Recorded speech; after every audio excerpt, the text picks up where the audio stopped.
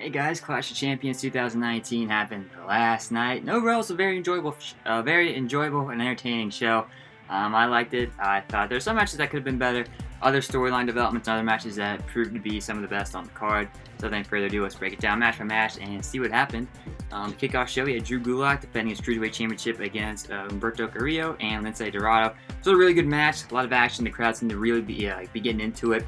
And if you're not already, this gives you another reason why you should tune in to 205 Live on the WWE Network. These guys put on a really fun show, a really fun performance to start the show in terms of wrestling. In the end, it was Drew Gulak who came away with the win, able to successfully retain his WWE Cruiserweight Championship. After that, we had AJ Styles versus Cedric Alexander for the United States Championship. This one stunned me. Not the fact that these two were fighting. I knew they were fighting for the title. Just the fact that it got pushed back to the kickoff show.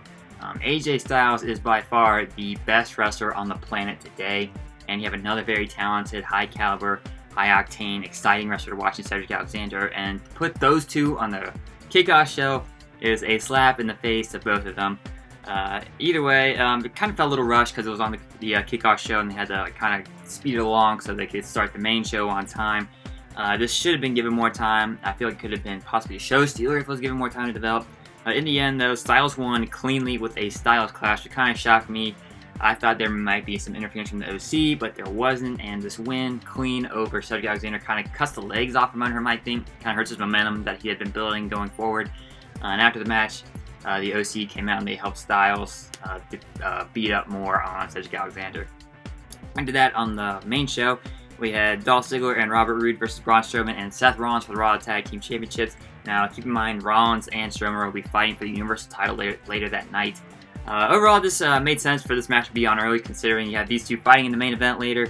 But Rollins and Strowman, while they did seem to be in control early on, the men seemed to shift toward Roode and Ziggler. And in the end, it was Ziggler and Roode who actually gained the upper hand. This allowed Roode to hit Rollins with a glorious DDT for the win. So Rollins and Strowman lose the Raw Tag Team Championships to start the show. Ziggler and Bobby Roode are your new Raw Tag Team Champs, and in a post-match interview, Strowman assumedly threw Rollins under the bus, blamed him for losing the titles. It made sense. They needed to add more fuel to the fire for this pretty much ice-cold rivalry for your main event Universal title picture scene going forward. And later in the night, they needed some fuel to kind of get the juice going, get some electricity for this rivalry. And having them lose, it wasn't like earth-shattering development. It certainly helped fuel the fire for this rivalry for later in the night. After that, we had Bayley taking on Charlotte, defending her SmackDown Women's Championship.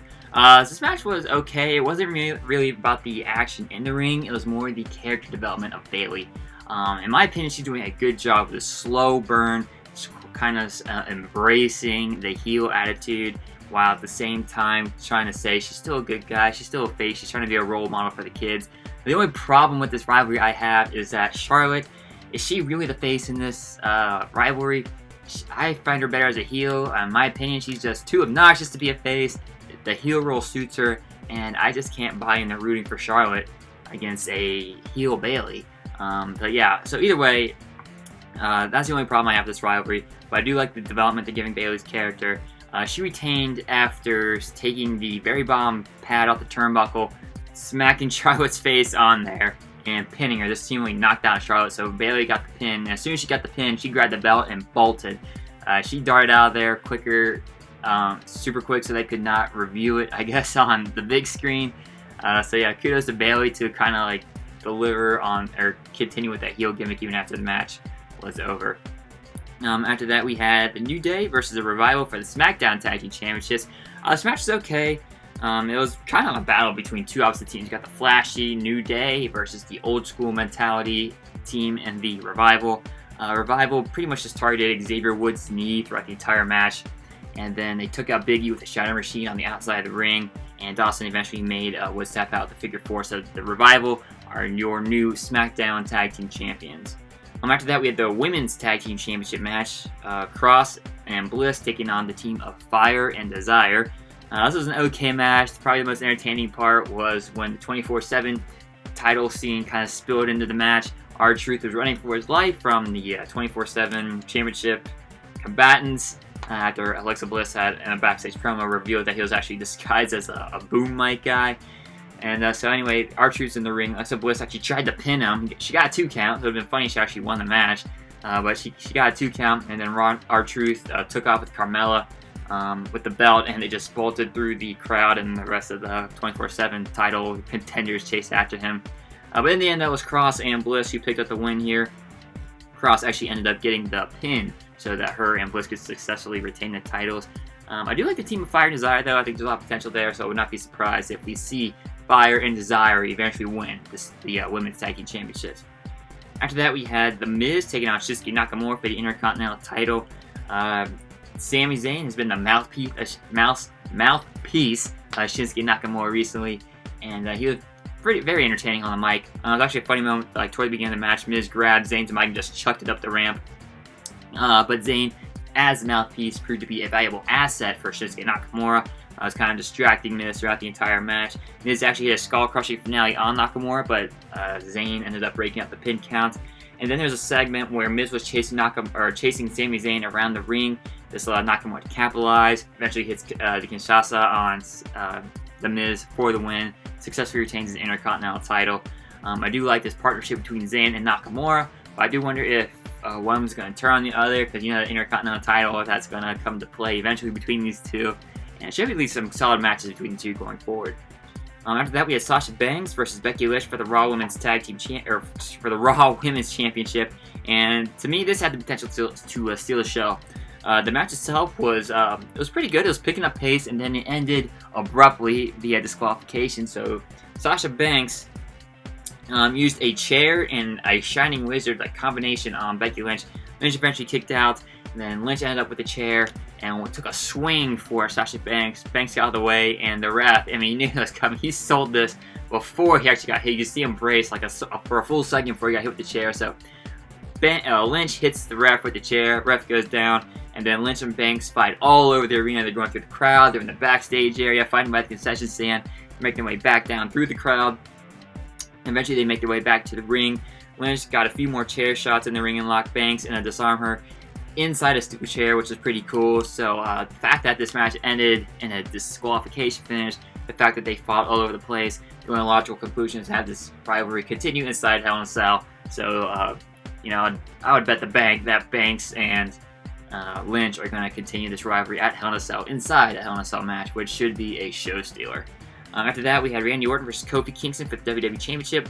This rival, like Banks and Lynch, this one might have the most electricity going into the event. They played up the Kingston-Randy Orton rivalry from, I think, 2009, and that was Orton kind of held Kofi back. Now Kofi just shattered the glass ceiling. He's not going to let Orton shove him back down.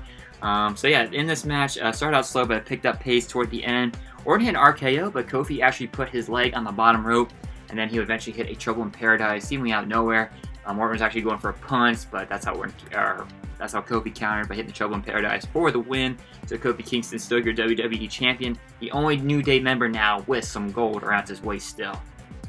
After that, we had Roman Reigns versus Eric Rowan in a no disqualification match. I thought this match was entertaining. Reminded me a lot of the Attitude Era, very similar to Banks and Lynch fighting all over the arena. So they fought in the crowd, and Reigns was actually hit by Roman with a trash can. Rowan pretty much dominated this match. This seemed like WWE's opportunity to build up Rowan as a monster heel who also had a brain, who wasn't just a lumbering brute who did whatever he was told. He revealed to be the mastermind behind the whole Roman Reigns attacks. After that, there's a really cool part in the match. Reigns went for a Superman punch by jumping up steel stairs outside the ring. Rowan caught him in midair and turned that into a powerbomb through the announce table. That was a very cool spot.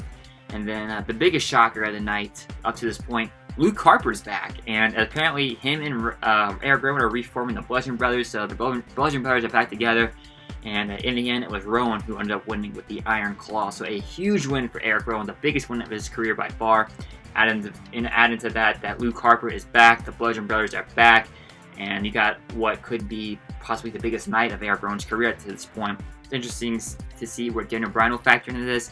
Since Rowan seemingly turned his back on Daniel Bryan, is Bryan going to be a face now, partner with Roman Reigns to take on the Bludgeon Brothers, or is Daniel Bryan revealed to be the real mastermind behind the whole Bludgeon Brothers Roman Reigns attacks incidents?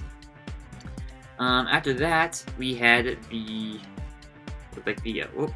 we had the main event, the Universal title, the Universal title match, Braun Strowman versus Seth Rollins for the Universal title. And this match was a fun way to close the show. I don't know what has been going on with the Universal title matches recently. They've been pretty solid. This one was no exception. It was Rollins started out the match pretty much by tripping Strowman over the announce table, which was a funny spot.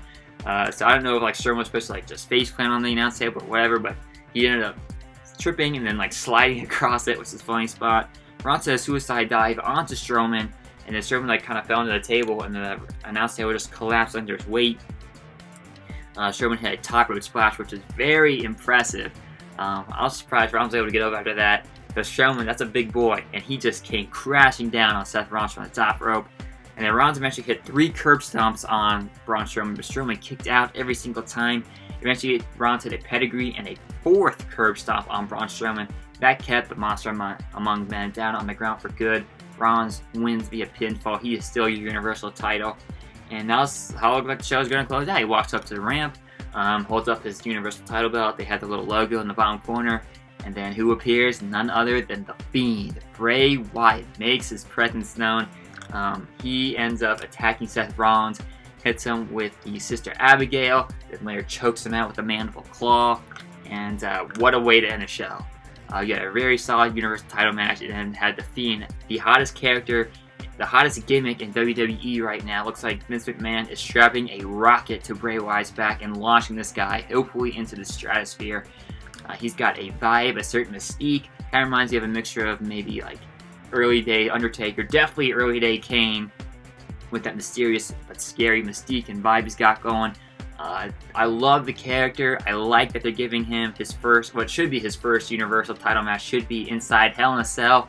I mean, you could not script this any better. Hopefully he gets the win, slays the Beast Slayer inside Hell in a Cell, and becomes truly the new face of fear that everybody thought Bray Wyatt was going to be when he first came on the scene.